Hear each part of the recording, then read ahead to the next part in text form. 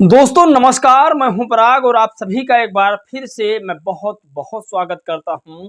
साथियों 10 तारीख को बहुजन समाज पार्टी की मुखिया मायावती जी का एक विशाल रैली था 10 तारीख को, जो हुसैनाबाद के पालमू विधानसभा में था। और उस विधानसभा में बहन जी ने आदिवासी समाज को ऐसी बात कह दी जो शायद अभी तक कोई भी नेता नहीं कह पाया है। साथियों मायावती जी ने क्या कहा है हम आपको इस वीडियो में बताएंगे, लेकिन वहीं बसपा के सबसे बड़े नेता रामजी गौतम ने क्या कहा है ये भी आपको हम बताएंगे।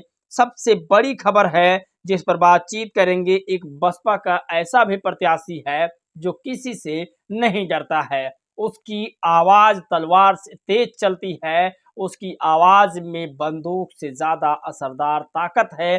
कलम की ताकत से उसने अपने तमाम चाहने वालों का दिल जीत लिया है। साथियों कलम का पुजारी है जो मैं आपको आज बताऊंगा, और वो भी एक ऐसा नेता रामगढ़ का ये है जो कहता है खुले चैलेंज पर कि मुझे कोई नहीं हरा सकता है। बड़ी खबर है, मुस्लिम समाज अब बसपा का खुला समर्थन करने लगा है। वहीं पर एक मुस्लिम नेता ने कहा कि बहन जी वो ताकत है जो शायद इस देश में किसी के नेता के अंदर नहीं है।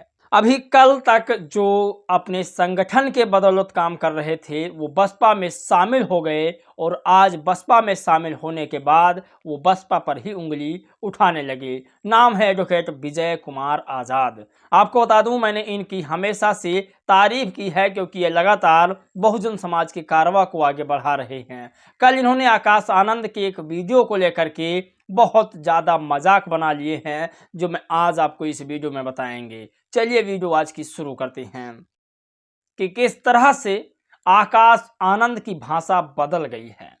किस तरह से आकाश आनंद ने अपने भाषणों में बीजेपी को टारगेट नहीं किया है, वह तमाम विपक्षी पार्टियों को टारगेट नहीं किया है। साथियों उन्होंने कहा कि लगता है आकाश आनंद को कोई ऐसी ताकत है जो रोक रही है। इनका मानना है कि अब ये बीजेपी व तमाम बड़ी पार्टियों के डर से नहीं बोल रहे हैं। विजय कुमार आज़ाद जो भीम आर्मी भारत एकता मिशन के राष्ट्रीय अध्यक्ष अपने आप को बताते हैं, मैंने पहले भी कहा, लेकिन ये बड़ा सवाल है कि आखिर बहुजन समाज पार्टी के नेता बहुजन समाज पार्टी पर उंगली क्यों उठाते हैं, ये भी हमें जानना होगा। साथियों आकाश आनंद पर इन्होंने उंगली उठाया, उसका मैं आपको जवाब दूंगा इस वीडियो में, आप लोग ध्यान से सुनिएगा। अगर आप लोगों ने पहले भी आकाश आनंद की रैली देखी होगी तो शायद आकाश आनंद के बारे में आप जानते होंगे। बहुत सारे लोगों ने लिखा, बहुत सारे बड़े बड़े पत्रकार, बहुत से मुस्लिम पत्रकारों ने भी लिखा कि आकाश आनंद की भाषा बदलने का मतलब है कि बहुजन समाज पार्टी को कोई टारगेट कर रहा है या कोई ऑपरेट कर रहा है, चला रहा है। साथियों जब भी आकाश आनंद और मायावती जी को संयुक्त रैली में देखा होगा, एक साथ रैलियों में देखा होगा, तब तब आकाश आनंद कभी ऊंची आवाज में बात नहीं करते हैं। बहुत सारी रैलियां उन्होंने की है, जब जब बहन जी के साथ उन्होंने रैलियां की है तब तब वो ऊंची आवाज में बात नहीं किए हैं, ये इतिहास गवाह है।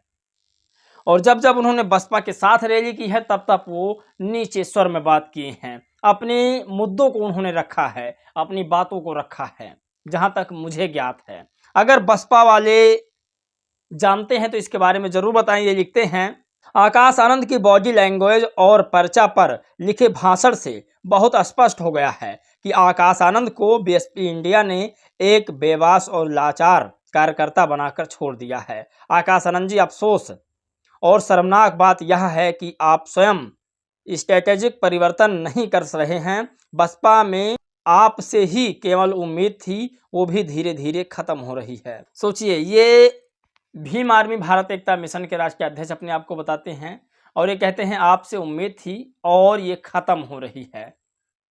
ये अभी तक बसपा में जाने के लिए तड़फ रहे थे और इन्हें बहुजन समाज पार्टी के मुखिया मायावती जी ने एक बड़ा पद दे दिया बसपा में। अब ये बसपा पर सवाल खड़ा कर रहे हैं। खैर, बसपा उस जमाने से है जिस जमाने में आपका जन्म नहीं हुआ था। 1977 में जब चिट्ठी भी नहीं पहुंचती थी किसी के पास, तब बसपा की नेता मायावती जी ने सड़कों पर मेहनत किया, लाठियां खाई, लोगों की गालियां भी खाई। काशीराम साहब से लगा करके लोगों ने गालियां उन्हें दिया। आपने अभी कुछ नहीं देखा है। आपको बता दें कि मायावती जी ने उस दौर में कई बार जेल गई, जिस दौर में दलित पिछड़े आदिवासी की औरतें जेल तो छोड़ दीजिए, घर से बाहर, घूंघट से बाहर अपना चेहरा नहीं रखती थी। उस दौर में उन्होंने लाठियां खाई है। जिस दौर में सड़कें नहीं थी देश में, 1977 में यूपी में सड़कों का क्या हाल था किसी से छुपा नहीं है। तब बहन जी ने सड़कों पर धरना प्रदर्शन किया है। आप बसपा से सवाल करने के बजाय एक बार खुद से सवाल कीजिए कि आपने कभी सोचा है कि बसपा चुनाव जीते? अगर आप सोचे होंगे तो ऐसा सवाल नहीं करते। खैर, जो भी प्रतिक्रिया है वो आप देते रहिए और बसपा के उन चीज़ों पर सवाल खड़ा कीजिए जो दलित पिछड़े आदिवासियों के हक में नहीं कर पा रही हैं। जैसे अभी सत्ता में अगर बसपा थी और उन्होंने अगर दलित पिछड़े आदिवासियों के हक में काम नहीं किया, आप उस पॉइंट को उठाकर रखिए कि ये काम बहन जी ने नहीं किया, ये काम उन्होंने गलत किया था। उस पर सवाल करना बहुत ज़रूरी है। बसपा के नीतियों पर, बसपा के विचारधारों पर काम करिए। खैर, मैं एक बात और जानता हूं कि बसपा कभी भी सत्ता का लोभ नहीं करती। कारण आपको बता दें, 2012 से बसपा सत्ता में नहीं है। 2012 से बसपा सत्ता में नहीं है और सत्ता में ना होने के बावजूद भी उसने अपने मिशन को नहीं बदला, अपने विचार को नहीं बदला। आप कांग्रेस को देख सकते हैं, वो सीधा नेहरू की विचारधारा को बदलकर अंबेडकरवादी विचारधारा पर आ गई। गांधी की विचारधारा को बदलकर अंबेडकरवादी विचारधारा पर आ गई। लोहिया साहब के विचारधारा को बदलकर अखिलेश यादव ने बाबा साहब का विचारधारा अपना लिया, काशीराम साहब का विचारधारा अपना लिया, सिर्फ सत्ता में आने के लिए। सत्ता में आने के बाद इन्हें फिर से फुटपाथ पर उठाकर फेंक देंगे, ये बिल्कुल तय और सत्य है। लेकिन बसपा ने ऐसा नहीं किया। जानते हैं क्यों? उसका विचारधारा ही एक ऐसी विचारधारा है जो लोगों के अंदर जिंदा रखती है। नरेंद्र मोदी जी की ही आप ले लीजिए, सावरकर के विचारधारा से, आरएसएस की विचारधारा से दूर जाकर उन्होंने बौद्ध की विचारधारा अपनाने की बात कर दी। देश में बौद्ध संयोजन किया गया, बौद्ध का मेला लगवाया गया, बौद्ध के मंदिरों पर घूमे, दलित पिछड़े आदिवासियों के वोट के लिए सब कुछ किया। लेकिन बहन जी ने वोट के लिए या सत्ता के लिए कभी भी अपनी विचारधारा को नहीं बदला। आप इस बात से भी अंदाजा लगा सकते हैं कि बसपा एक बड़ी और महान नेता मायावती जी हैं। आप लोग इस पर राय दीजिएगा। अब आगे बढ़ते हैं हुसैनाबाद में।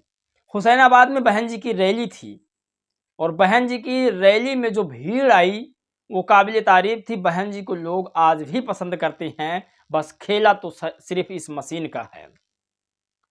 बहन जी को लोग आज भी पसंद करते हैं, लेकिन बसपा समर्थकों का कहना है खेला इस मशीन का है। इस मशीन ने ही बसपा को बर्बाद कर दिया है। बसपा को बर्बाद करने वाला असली अगर कोई हकदार है तो ये मशीन है, इसके अलावा कुछ भी नहीं है। एलन मस्क ने कहा, I am a technologist man.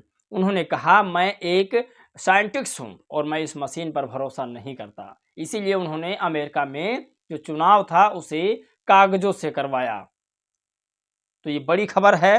Hussainabad में रामजी गौतम लिखते हैं, आज हुसैनाबाद में आदरणीय बहन जी और श्री आकाश आनंद के विचारों को सुनने के लिए उमड़ा जनसैलाब, और इस जनसैलाब ने दोनों हाथों को उठाकर यह आश्वासन दिया कि हम सब बीएसपी के साथ झारखंड में हम आगे की तरफ बढ़ रहे हैं। जय भीम, जय भारत। ये तमाम तस्वीरें आप देख सकते हैं। मुसलमानों को लेकर सच क्या है, एक वीडियो पहले आप लोग देखिए। मुस्लिम मायावती के साथ जुड़ेगा, मायावती ही विकल्प है मुस्लिम का, और कोई विकल्प नहीं है। और अखिलेश ने मुस्लिम लीडरशिप खत्म कर दी, मुस्लिम मायावती के साथ जुड़ेगा, मायावती ही विकल्प है मुस्लिम का, और कोई। साथियों, ये वीडियो हुसैनाबाद का है जहां पर बहन जी के लिए तमाम मुस्लिम समाज खड़े हैं।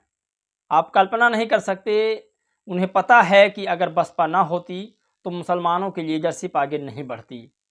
और जिस तरह से अखिलेश यादव ने मुसलमानों का लीडरशिप खत्म कर दिया, दलितों का लीडरशिप खत्म कर दिया, अखिलेश यादव ही जिम्मेदार नहीं है, बीजेपी कांग्रेस भी है इस मामले में जिम्मेदार। और मैं अखिलेश यादव के प्रति इस तरह से क्यों बोल रहा हूं? क्योंकि इन्हीं के नेताओं ने ही बाबा साहब के पार्कों का आईएससी का अड्डा बताया था। इन्हीं के नेताओं ने कहा था कि अंबेडकर की मूर्तियों को तोड़कर नालों में फेंकवा देना चाहिए। तो आखिरकार नाम तो नहीं था होगा। कहाँ पर शादी हुई? क्या उसी स्मारक में हुई जहाँ पर अष्ट धातु के जानवर लगे थे। यूपी सरकार ने और इन्हीं के नेताओं ने और इन लोगों ने ही दलितों के तमाम अधिकारियों का डिमोशन किया था। मैं इसके खिलाफ हूँ। हुसैनाबाद में कोई भी आदिवासी अपने मर्जी से नक्सल नहीं बनता। अगर उसको सही चीज़ें मिलने लगे, खाने पीने, पढ़ाई लिखाई, दवाई, स्वास्थ्य विभाग, सारा कुछ अगर मिलने लगे तो वो अपने आप को हथियार उठाने पर मजबूर ना करे। ये बहन जी का कहना है। तो इस वीडियो में आप लोगों ने जो भी देखा, जो आपको सही लगा हो, वो कमेंट करके हमें ज़रूर बताइए। जय भीम, नमो बुद्धाय।